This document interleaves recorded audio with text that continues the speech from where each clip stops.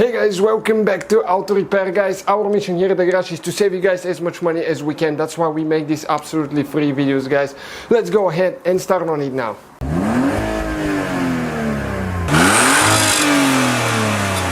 Hey guys, welcome back to the channel. Today we will show you how to remove and replace or how to remove airbox out of a Dodge Charger, Dodge Magnum or Chrysler 300. That's the airbox we're talking about guys. Very simple procedure. If you're installing cold air intake or something like that, we'll show you how to remove that one. Stay with us now. Alright guys, we're doing many repairs today. We'll be doing actually an engine replacement as well. So we'll show you quick how to remove the airbox. So what you need to do, now you need to remove that bolt right here with a 10mm socket. Go ahead, take it out. We have many videos on those models guys, so check them out. Then we need to pull that hose out of here.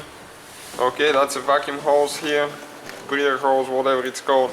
You need to use a flathead screwdriver and you need to get that clamp loose there. Okay, so we can pull the air intake hose out of the box. And this one hasn't been out of there for a long time probably. Okay, like that. Now all you have to do guys, just pick it up. Okay, it's catching a little bit here and the box comes out of there. You can see the whole assembly just right out of there. So not very complicated.